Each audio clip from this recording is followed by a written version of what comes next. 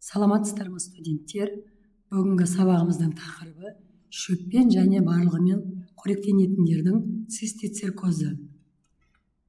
Цистицеркоздың тайнида тұқымдасы, тайния гедатигена таспа құртының личинкалы сатысы, цистицеркоз тениколис қоздырады. Цистицерктер көбінесе қой мен шошқалардың іш майында, шажырқайда, бауырында мекендейді. Ал сиыр, жылқы, түйелерде кем кездеседі. Цистицеркоз әртүрлі аудандарда таралып, еттің құнарлығын төмендетіп, шөппен, барлығымен қоректенетін жануарларды өлім-жітімге апарады аурудың жіті барысында.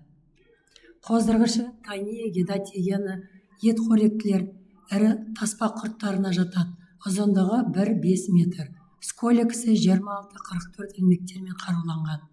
Жетілген буындардағы жатырдың ұзынша бойлы діңнің 5-10 бүйір тармақтары шығып, жұмыртқалары дөңгелек формалы сұр түсті болады. Оның ішінде онкосферасы бар. Бұл цепендердің личинкалары өте ірі көпіршік, ішінде бір сколекс болады.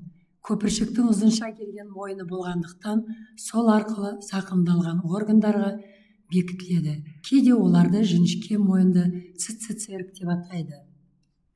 Тіршілік кезеңінде паразиттің дамуы дефинитивтік иелері, яғни тұрақты иелері, ит пен қасқырлар және аралық иелері шөп қоректілер мен барлығымен қоректенетін жануарлар, яғни солардың қатысуымен өтеді. Иттер мен қасқырлар қиымен бірге жетілген таспа құрттарының буындары мен жұмыртқалары шығарады. Қойлар мен шошқалар шөп, су арқылы тайния гедатигена жұмыртқаларын жұтып, цистицеркозбен зарарланады. Одан 1,5-2,5 айдан цистицерктер дамиды. Иттер мен қасқырлар цистицеркпен зарарланған аралық иелерінің ішкі органдарын жегенде гедатигендік тениозбен зарарланады.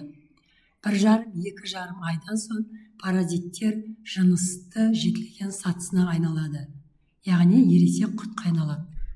Эпизотологиялық мәліметтерінде аудандардың көбісінде қойлар мен шошқалардың цистицеркозбен инвазиялануының негізі көзі ит болып табылады. Кейбір облыстарда осы рөлді қасқырларды атқарады. Ересек шөп қоректілер мен барлығымен қоректенетін жануарларға қарағанда қозылар мен торайлар, яғни осы ауруға бейім келеді.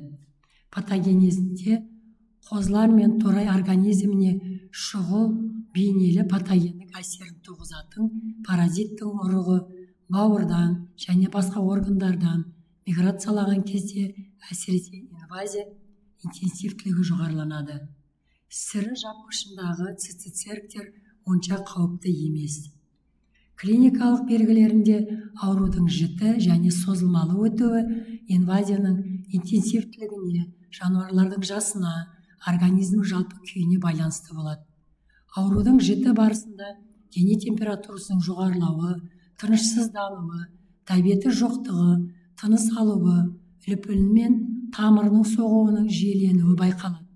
Аурудың өліммен аяқталуы жиі кездесіп тұрады. Созылмалы өтуінде жануарлар азғындайды.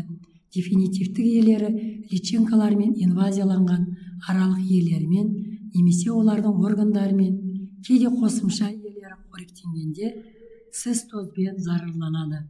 Цепендерде сыртқы ортаға жетілген буындарын, ал линценцтер жұмыртқаларын бөледі. Патанатомиялық өзгерістерінде шамадан тыс негізгі ауытқулар бауыр мен өкпеде байқалады. Аурудың басты сатысында жіті түріндегі гепатит және очакты пневмония болады. Созылмалы барысында сірі қабықшада көлемі әртүрлі болатын цистицерктерді байқаймыз. Диагнозды тірі кезіндегі анықтау нашар дамыған. Өлген соң іштен жарып, қой, шошқа және басқа жануарлардың ұшаларын тексеріп, дәл диагнозын қоя аламыз. Емдеуде зерттелмеген.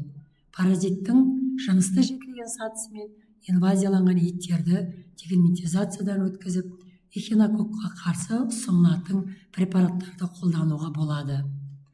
Алдын алу шараларында шөп қоректілермен барлығымен қоректенетін жануарлардың цистицеркозымен етқоректілердің гемотогендік тениозымен күрескенде ең дұрысы ет шаларын ұқыпты ветеринариялық санитариялық тексеруден өткізіп, табылған цистицериктердің көзін жойып отыруымыз керек.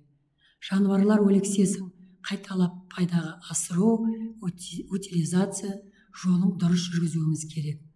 Қаңғырған иттердің көзін жойып, күзетші иттерді байлап, паспорттап және жоспарла алдын алу дегельминтизацияларын жүргізу керекпіз. Назарларыңызға рахмет, сау болыңыздар.